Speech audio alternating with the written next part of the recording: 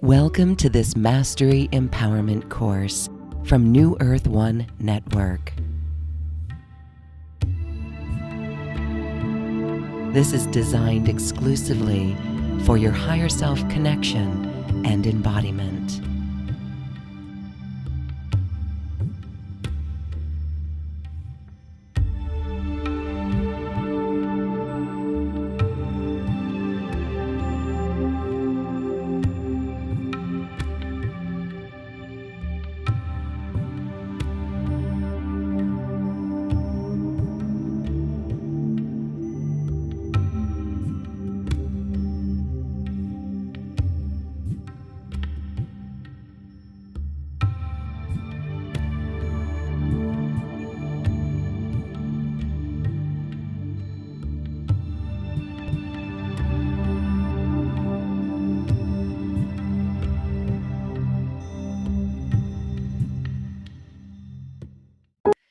Welcome. We are here talking about shadow work and body work and healing this, integrating this truly alchemy within our body. This is called the Yothera method with our founder, Jessica Maitri.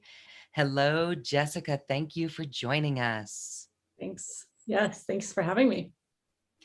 This is something that you have created from your incredible foundation in the healing arts industry. And this is really yoga therapy. Can you go into how you created this Yothera method? Yes. Yeah, I have been a mental health therapist, a clinical social worker for about 11 years now, and was doing traditional psychotherapy for the first 5 or 6 years of my practice. And then went on to become a yoga therapist, energy healer, and intuitive, and all of these other abilities started to come online. And I was able to begin integrating more of a holistic approach into the mental health work that I was doing. And from that, I think it's a safe space to speak to, downloads. I started really receiving information about this method, this modality that has really come through me. And that's truly how I feel. I feel like it just kind of came through me as a birth in a way. So I wouldn't say I created it, I just birthed it. Yes, listening to your inner guidance and just knowing what is right. Can you share a little bit about your own healing process that led you into these modalities, that led you into mental health? And did you have any catalytic moment in your awakening process along the way? So many. I think the first thing that's coming up is I was raised religious. I was raised LDS, Mormon.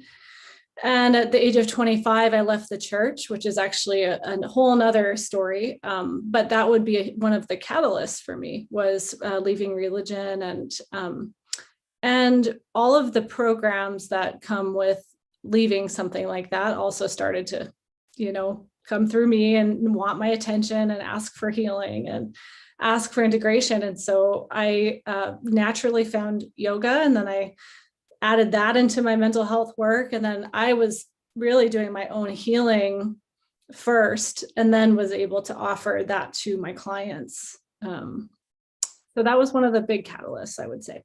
To really go against all of the familial conditioning and expectations and all of that. So as you found yoga and now you've integrated it with shadow work in the body. Yeah. Again, I'll just say, when we think of yoga, people tend to think of poses, and yoga therapy is more of a deep awareness of actually what's happening in the unconscious mind that's expressing itself through the body. So sometimes that requires movement and things like that. But most of the time, it's getting into the unconscious mind and repatterning some of those programs. So the Yothera method is a 3-phase inner alchemical journey. And the first phase is the mind. And this is where we use archetypes. I have identified 12 Jungian archetypes that we work with to identify these different parts of ourselves in the body.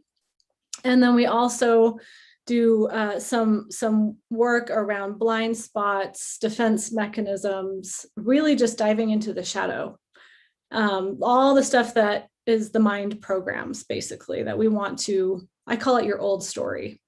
And once we get really familiar with what the old stories are that we want to uproot and change, then we move into the body. So that's phase 2. And we take this old story into the body, and through the body and heart, we're able to transmute this old story into a new story, which is phase 3. So phase 3 is being witnessed in your new story by a group, by a safe space, which is really a huge part of the healing process, is being witnessed. So let's talk about the 12 archetypes, because those are fascinating. According to Carl Jung, it's we all have these within us, and they express at different times and in different ways. But according to him, we all have the judge, we all have the victim, the villain, the prostitute, right? And so I've, for the Yothera method, I just narrowed it down to 12 because there's hundreds of archetypes out there. But these 12 are just specifically the ones that show up the most in our life. When we're talking about the shadow, this would be all of the things that trigger us. And so how do archetypes fit in, or how are they responsible for those triggers? The way that I've experienced the archetypes in the body is when we have a trigger, a lot of times that trigger doesn't necessarily have to do with what we think. We think it's the person that just yelled at us or honked at us or something. But what's really happening is life through that person is actually just mirroring back to us something that was already there, a wound. And so we can focus in on that wound. And a lot of times that's in a specific area of the body. So like the gut, for example, and then we give it a voice. And so sometimes during a trigger, let's say our gut clenches, I will have people then express, like give it a voice. Whose voice is that? What does it have to say? And then from there, a lot of times an archetype will kind of emerge from letting the body have a voice. So, and then some stories too, right? So maybe nobody likes me, or I'm not worthy. And maybe that's the victim archetype that's speaking, or maybe it's the prostitute or the judge. So, yeah. As we're taking responsibility for all of the triggers, when we give it a voice, the archetype emerges. Can you give another example of that? Yeah, sure. Let me see. A really common example would be, it's funny, I just cleared my throat, but a lot of times people have blockage in the throat. Yes. And so when you really give that space some room and a voice, a lot of times the archetype that shows up there is the victim that maybe was shut down. Sometimes it's the prostitute that devalues themselves and doesn't hold their value, and so they, whatever that looks like for that person, it's truly really individualistic how these archetypes are showing up in people's bodies. The drama triangle, I call it, it's the villain, victim, hero, or, that's the dynamic we're all playing out anyway right now. So that's the easiest one to start with, is the villain, victim, hero, drama triangle. And a lot of times we can identify with one of those three at almost every point in our life with most interactions. Like, how do we see the other person? Do we see them as being the villain and we're the victim, or Or are we trying to save somebody, right? The hero. Or are we wanting someone to save us? So that's an easy way to start working with the archetypes, I think. So as we're working with those archetypes, maybe we could go through a short little process and see what that would be like within ourselves to identify. Yeah, I'd be happy to guide through a short exercise. So anybody that's listening, this will maybe be five or so minutes, but go ahead and close your eyes and find a comfortable position. And just begin to take some deeper inhales and longer exhales.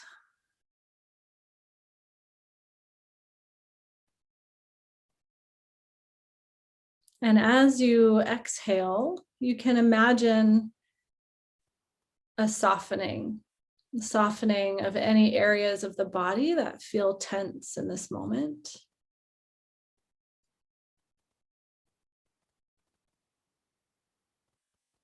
As you exhale, you can imagine a body scan, scanning your awareness, starting at the top of your head and scanning down with the exhale. And as you're moving your awareness down your body, just begin to notice what's here today. You don't have to understand it, just noticing. Noticing any sensations, emotions.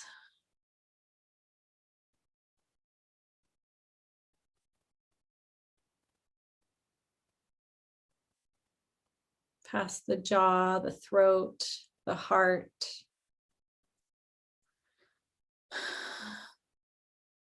Softening the back of the heart.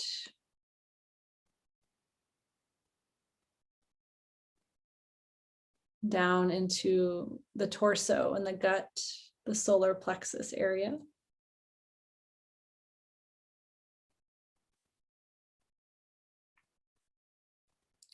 And noticing as you're scanning down what stands out to you, any areas that stand out to you now.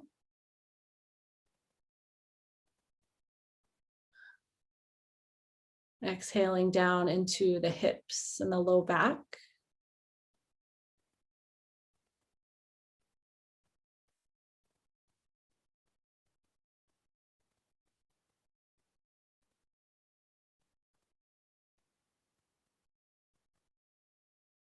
And the legs.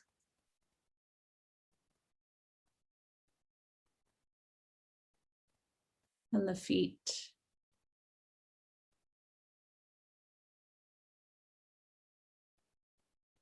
Arms and hands.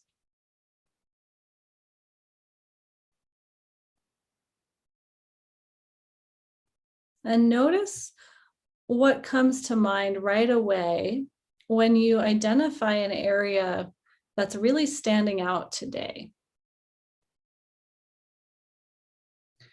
An area that's wanting attention.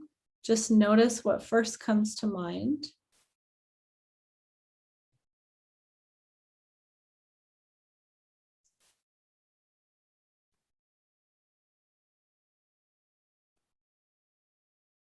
And once you've identified that area, send your breath there. So breathe into that area of the body.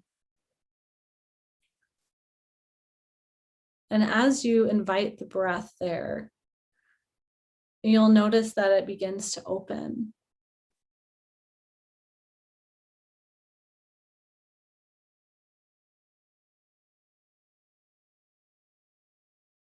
And as it softens and opens, you may begin to see colors or images, textures, sometimes memories.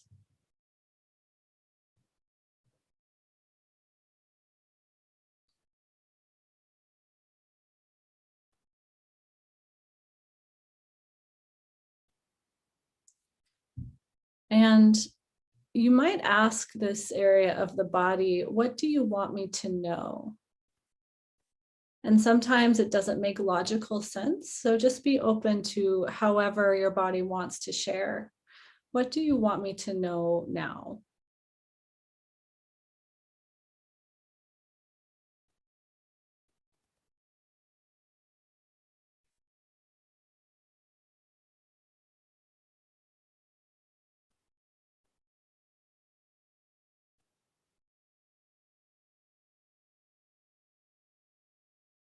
And if you feel called to speak out loud, if you're listening to this, you can hear your own voice back. You can just give this area of your body a voice. You can make a tone or even a movement that can help this area express whatever it needs to express to you.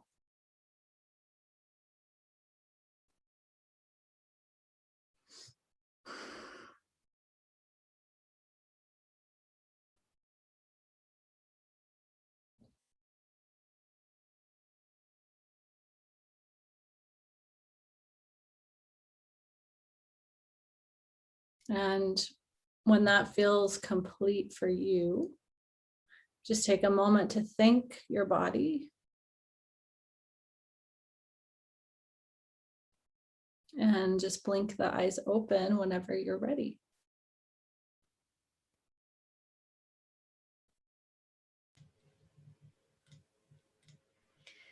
This is inner yoga. This is tuning in and really communing with the body. That was beautiful. You know, as we breathed into it personally, that was exquisite. That was really palpable. And that's wonderful. And I trust that others are feeling that. And the message I got was relax. It was a little bit of worry or something that was very mental. And it was like, just relax and let that go. So I don't know what archetype that was, but maybe it was the hero having to fix everything. You just did it just right there. Yeah, that's the next step would be to kind of figure that out or be with that. With the archetype. So you've been doing this for some time and working with so many people. Can you share any transformational stories or some incidences of profound shifts that you witnessed? Oh my goodness, so many. Yeah. Let's see. One of the main things that I notice, people that go through, I have a 10-week group, and then I have a certification program. Both of those, I would say the 10-week group specifically, people that they start one way on week 1 are completely different by week 10. And an example of that would be a woman who is a therapist, a very linear, clinical therapist. And she thought that she would get some CEUs, right? She joined my group for CEUs, which is very logical. I'm happy to offer that. But by the end of that group, she had taken up playing the harp.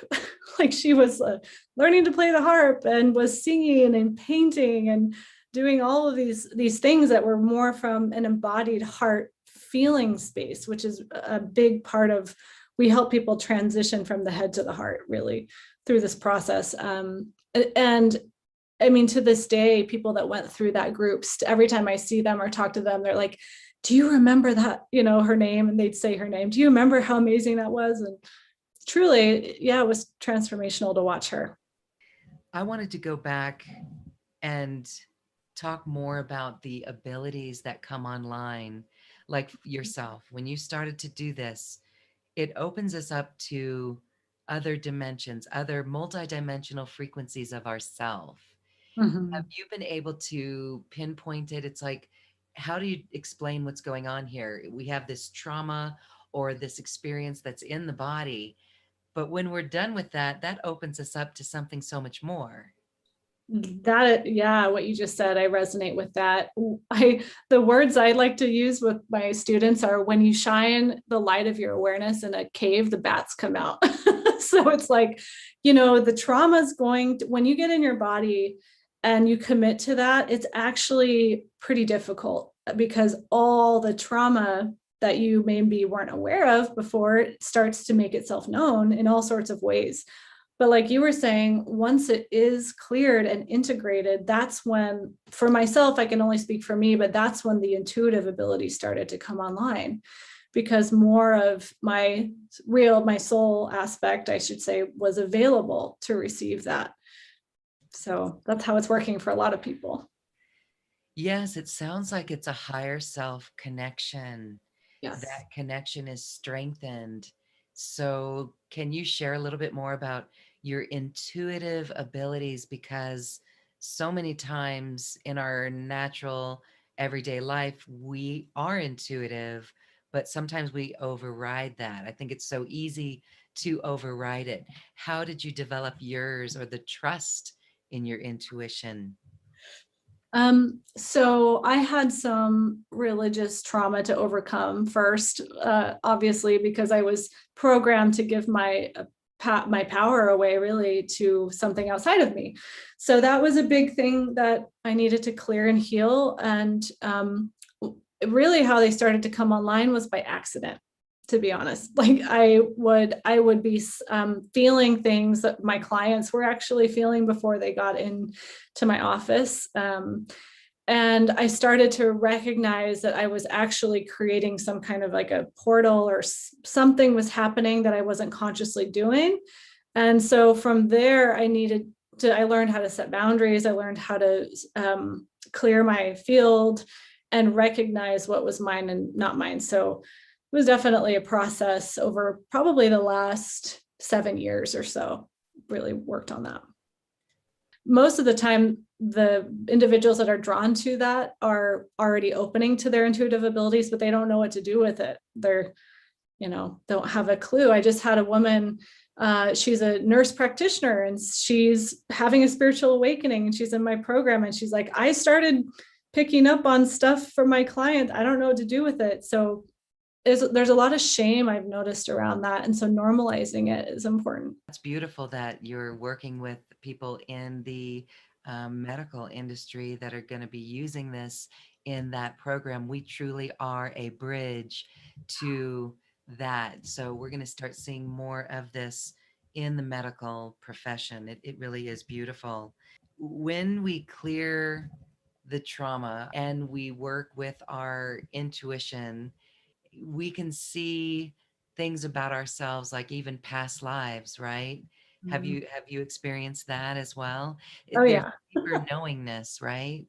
Yeah, it is. It feels like what's the word? Like a soul retrieval of some kind needs to happen sometimes, of all these different. I mean, it's interesting. We talked about archetypes, but sometimes past lives feel like these archetypes that come in for healing. And it's like, oh, that's an aspect of me that I played out in this other lifetime. And yeah, they definitely show up for healing. Yep. So what would you say about those who may get concerned that you have to hang out in that trauma or try to figure out the why of the trauma? Do you find that we can move through it quickly by just giving it a voice? Yes, 100%.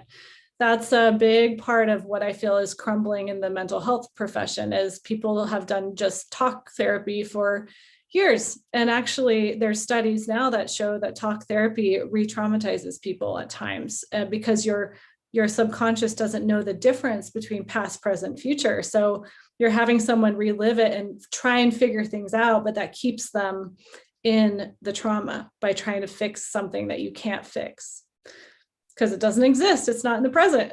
So For those who may have physical diagnosis or issues or pain, have you had experiences that you've witnessed of people clearing through that or healing the body? oh yes, and I can speak just on for myself. I've healed low back pain. I had PCOS, polycystic ovarian syndrome, and cleared all of that as of last year, just through doing what I feel anyway is from doing the shadow work. There's nothing else in my life. I wasn't really doing a whole lot of other things, and just the trauma stored in that area of my body for me, it cleared the physical symptoms. And that's not to say that that will always happen for people, but I know it's possible. It's a holistic approach to everything in our life. So if someone is experiencing, let's say, relationship issues in a family or extended family, this is something that can be worked through as well, right? Absolutely. Yeah. Oh, yeah. Because our relationship, if as we deepen our relationship with ourselves, it become more, I call it more securely attached in our own relationship to ourselves, then our relationships automatically become a reflection of our relationship to self. So, I mean, it's interesting. People go to couples therapy or family therapy, but it sometimes feels like a little bit of like a bypass of really going inward and doing their work. And then everything is kind of secondary after that. Yes, I would think that the notion of self-love or our ability to give self-love is really an important feature or a result of doing this work. Absolutely. Agree? Yeah. Yeah. And also like self-compassion being part of the work as you're doing it. It's actually really difficult, but needed. Yeah. What do you find keeps people from their self-love or self-compassion? I have noticed that fear for, I know it doesn't make logical sense, but for some reason, people are afraid to give themselves that love, that compassion. And a lot of times it comes from being afraid that it will be taken from them, or somehow it makes them unsafe or unprotected or vulnerable. Um, yeah, it's a common thing.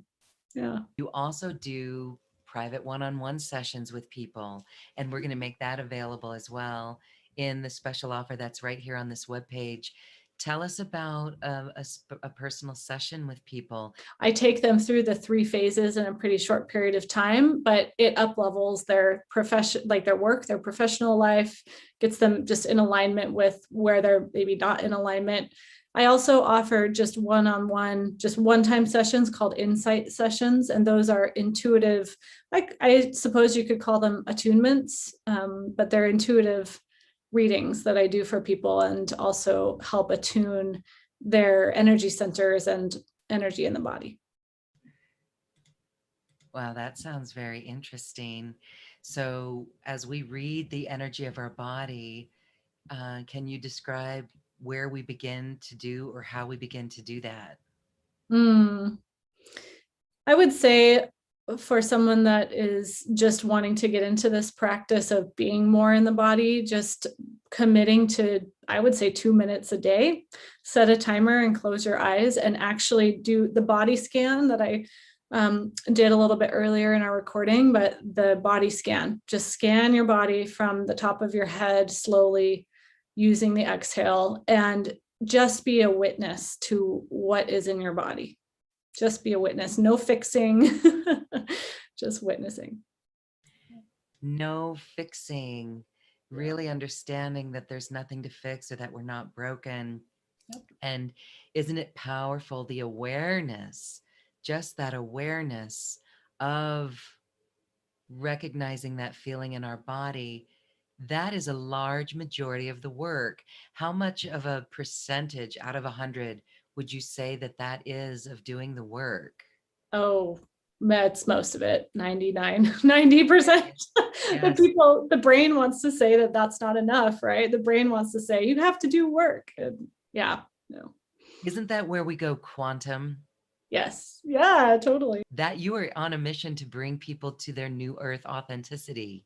Yes. I hope so. That's my goal. Great. All right. Well, in what you offer, you've got your personal one-on-one session, but then there's something that you're offering that goes deeper into what you offer for intuition and how we develop that and use that as a therapeutic tool. Yeah, I have a 3-hour pre-recorded, and you also can get 3 CEUs. If you want 3 hours of CEUs and you need them, you can also get them from this webinar. And I go into how to help not only yourself, but your clients begin to trust their intuition and what intuition actually is, and really kind of like demystifying and grounding this idea of intuition. People think it's like only for some people out here, and it's actually always here. It's with us all the time. We just don't recognize it. So yeah, that's what I like to teach. I just feel like we're all walking each other home, and this offering Yothera method is really, it's a tool that I hope will help people find each other, and will just add to bringing, like you said, new earth here, and be a ground or a bridge for that. Again, living in the heart and being heart-centered is the way forward. So as you look at New Earth and with this method, what do you see for our future? Are you optimistic? Oh yeah, very. Yeah, it's already here. We're just clearing all the things that are an illusion. So yeah. Yes.